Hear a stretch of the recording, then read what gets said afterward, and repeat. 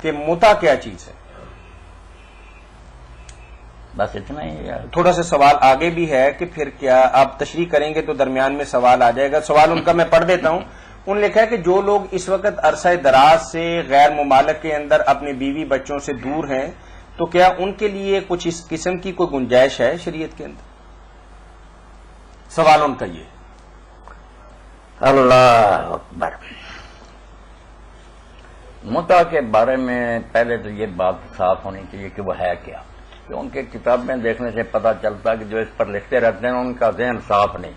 وہ جو کوئی متع کے بارے میں لکھتے ہیں وہ تو صریح زنا ہے کہ شادی شدہ عورت کرے، ایک وقت میں کئی آدمی اس سے تعلق رکھیں، ادھر ایک فارغ ہوا دوسرا اس پر سوار ہو گیا، ایسا متع بیان کرتے ہیں جس کے بارے میں پھر سوال پیدا ہوتا ہے کہ یار اللہ کے رسول نے فتح مکہ کے بعد حجۃ الوداع تک اس زنا کو جائز رکھا. ایسی بدماشی حضور اجازت دیتے رہے. کوئی برائی چلی آ رہی حضور نہ روکیں وہ الگ بات ہے کہ ابھی حکم نہیں ہے، مگر یہاں تو اذن دیتے ہیں. مولانا کال لیں گے. یہ متع جائز ہے یا ناجائز یہ بعد میں پہلے متع سمجھ لیں تاکہ نبی علیہ السلام اور صحابہ پر جو اعتراض آئے گا کہ اتنی مدت آپ نے اجازت دی رکھی اور لوگ کرتے رہے، تو خدا کے لیے اس بات کو سمجھ لیں کہ متع جو ہے بالکل نکاح ہوتا ہے. اس میں وہ ساری شرطیں ہیں جو نکاح کی ہوتی ہیں کہ شادی شدہ سے نہیں ہو سکتا، جو عدت گزار رہی ہو اس سے نہیں ہو سکتا، ایک وقت میں ایک خاوند کی بیوی ہوگی، جب وہ ختم ہوگا تو عدت گزارنی پڑے گی. عدت میں اگر ثابت ہو جائے کہ بچہ ہے اس کے پیٹ میں تو بچہ پیدا ہونے تک انتظار کرنا ہوگا، اور وہ بچہ اس آدمی کا جائز بیٹا ہوگا، وراثت میں حصہ لے گا. سارے قانون وہی، اور مسلمان ہو یا اہل کتاب ہو ایسے ہی ہوگا. سارے وہ قوانین و قواعد جو نکاح بالکل نکاح ہوتا ہے. صرف فرق یہ ہے کہ دوسرا نکاح جو ہے یہ طلاق سے یا موت سے ختم ہوتا ہے. وہ نکاح جو ہوتا ہے اس میں جو مدت مقرر ہے وہی طلاق ہے، جب وہ مدت پوری ہو جاتی ہے نکاح ختم ہو. باقی سارے قاعدے قانون نکاح وارث ہوتی ہے. باقرہ سے بھی ہو سکتا ہے. ہاں وہ باقرہ سے بھی ہو سکتا ہے، مگر اس کے لیے اس کے وارثوں سے اجازت لی جائے. اور یہ بھی ہے کہ شیعہ حضرات نے بھی خیر کھلی چھٹی دے دی. ان کی حدیثوں سے بھی یہی پتہ چلتا ہے کہ یہ اجازت صرف سفر میں تھی. جن کی بیویاں گھروں میں موجود ہیں ان کے لیے نہیں تھی. جو لوگ سفر میں ہوتے تھے اور ایسا موقع آ جاتا تھا کہ خطرہ پیدا ہوگا کہ جناب ان کو اجازت تھی. ہماری حدیثوں میں بھی یہی ہے، وطن میں ہوتے ہوئے آپ نے اس کی کبھی اجازت نہیں دی. اب ہمارے یہاں تو یہی ہے کہ اللہ کے رسول نے آخر میں اس کو بند کر روک دیا، مگر اس کی خبر کئی صحابہ کو نہیں ہوئی، وہ کرتے ہی رہے. حضرت عمر رضی اللہ عنہ اپنے زمانے میں اس کو زیادہ پھیلایا، پھر لوگوں میں اس حکم کی اشاعت کی یہ بند ہے. مگر اس کے باوجود بھی کئی لوگ جو تھے صحابہ میں سے وہ قائل رہے ہیں متع کے، اس میں کوئی شک نہیں. اس لیے اس پر قیامت نہیں برپا کرنی چاہیے. ہم سمجھتے ہیں کہ یہ رک گیا، مگر آخر ابن عباس جیسے ابن مسعود جیسے لوگ جائز سمجھتے رہے ہیں، وہ حدیثوں میں موجود ہے مناظرے کرتے رہے کہ نہیں بند ہوا. تو اس لیے اس پر جو ہے نا کہ کافر ہوگا شیعہ فلاں، یہ کوئی بات نہیں. ایک فری مسئلہ ہے کہ وہ سمجھتے کہ اب بھی ایسا نکاح جائز ہے. نکاح ہے موقت کہ وقت کی پابندی ہوتی ہے اس میں، باقی نکاح ہوتا سارے. اولاد جائز ہوتی ہے، وہ وارث ہوتی ہے، عدت بھی ہوتی ہے. ہمارے یہاں بڑے بڑے علماء مولوی صاحب جیسے لکھ دیتے ہیں کہ اس میں عدت ہی کوئی نہیں. بالکل غلط بات. عدت ہوتی ہے، اور اس عدت میں اگر پتہ چل جائے کہ حاملہ ہے تو بچہ پیدا ہونے تک نیا نکاح نہیں کر سکتے. وہ بچہ پیدا ہوگا، اس آدمی کا بیٹا لکھا جائے گا، وہ وارث ہوگا دوسرے بیٹے.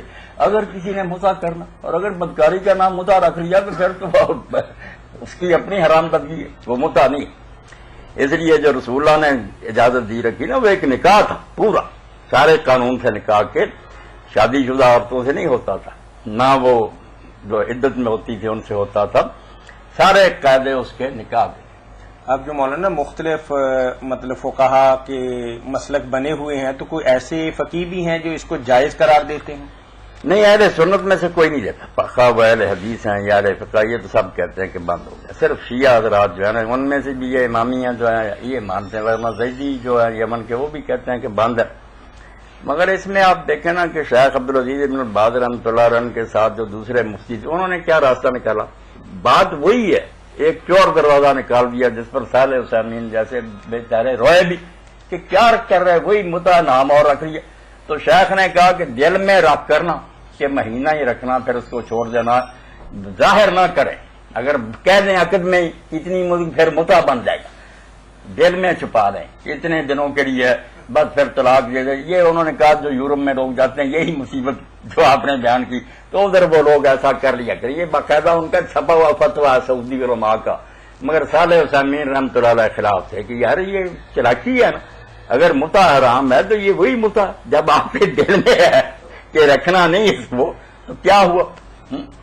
مگر یہ ہمارے سنی حضرات بھی ایسا کر لیتے ہیں، صرف بڑے بڑے علماء کراچی میں جن کو سیٹھ بلاتے تھے، رات شادی کی صبح طلاق کے لیے نہیں کر لی کوئی کماری، یہ نکاح پڑھا دے کہ ہاں ٹھیک ہے را رہی ہے، اس نے زبان سے تو نہیں کہا کہ ایک رات کے لیے بتائیں یہ دین ہے، مجھ سے نہیں غیر مسافر۔